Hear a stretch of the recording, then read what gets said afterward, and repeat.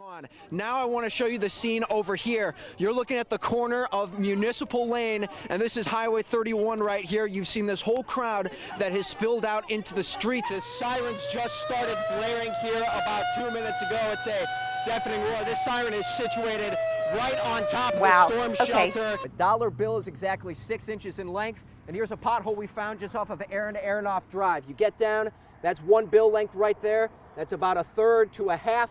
That means that that pothole is 8 to 9 inches deep. The fire started over here at the Hospitality Inn, and then it worked its way down. Birmingham Fire and Rescue says that the flames engulfed 5 buildings, including 2 businesses, one of which was Yum Yai Thai Takeout right over here. We actually saw a dog playing in the water right where I'm standing right now. But the person who took that video said he first spotted the gator just 50 yards in that direction. Hello, who's there? And now, no matter where she is, Erin can see exactly who's at her front door. Right now, I'm about 30 feet up in the air and can see the whole Homewood 4th of July festival with a bird's eye view. This is what was left of the front garage door, completely crumpled. And then you kind of go over this way. Look at all these cinder blocks. Not even these were strong enough to hold up against the might of those winds.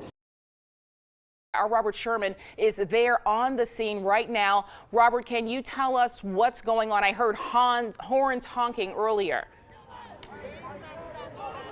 Yes, Sherry, about 20 minutes ago, this protest had started over here in front of Hoover City Hall. It was about 50 to 75 people that were expressing their displeasure as to what has been going on. Now I want to show you the scene over here. You're looking at the corner of Municipal Lane, and this is Highway 31 right here. You've seen this whole crowd that has spilled out into the streets over here. About 20 minutes ago, one of the protesters got on an air horn and said, "We are about to do something that could get us arrested. If you are not ready for this, leave now." And then we saw the whole crowd move over here into the streets, as you can see.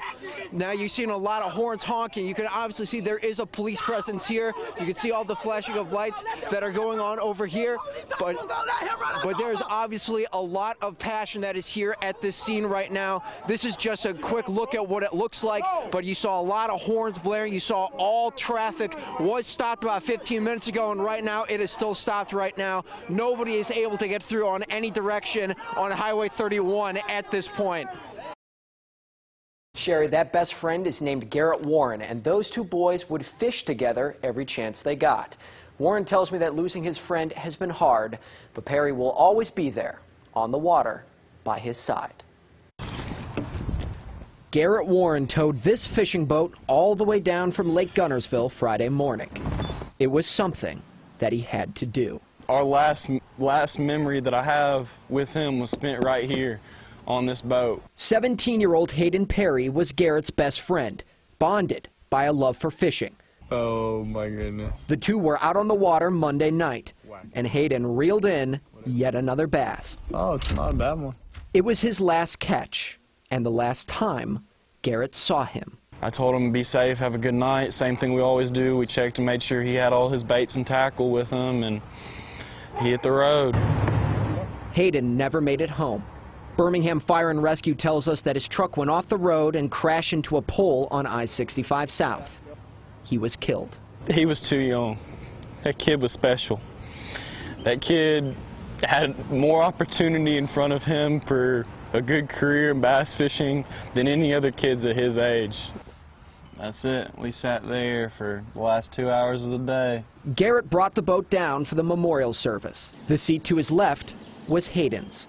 Today, it's empty physically, but spiritually, that seat will always be taken. He may not physically be there with me anymore on the water, but in my heart and in everybody else's heart, Hayden will be there along every fish catch.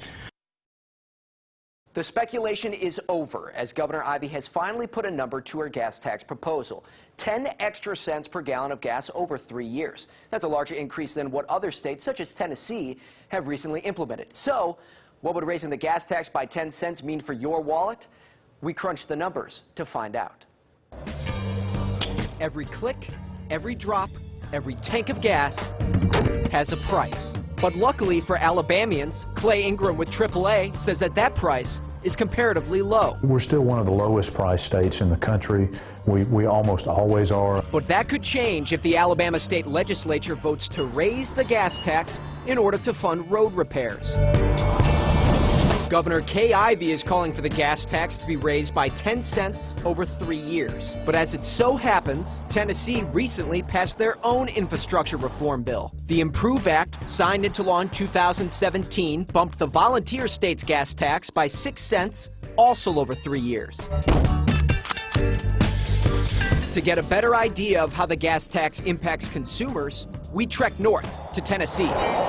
When we got there, we found significantly higher gas prices, but we also found that some Tennesseans seem fine paying a bit extra for better roads. Every time I get gas, I think about it. Yeah, I look at it and you wonder why it is that much, but it's really to help us. Saves on tires, saves on the wear and tear of your vehicle. I'm totally happy with charging a little bit more in taxes to pay for things that we need. But with Governor Ivey asking for a larger gas tax hike than Tennessee's, the question remains, what'll it cost? Ingram tells us that the average price per gallon of gas in Alabama is $2.09. And as you can see, we found a gas station that's right on the average. Let's see how much it costs to fill up this CBS 42 News van today. $21.80. Let me show you how we got there. We started with a price of $2.09 per gallon.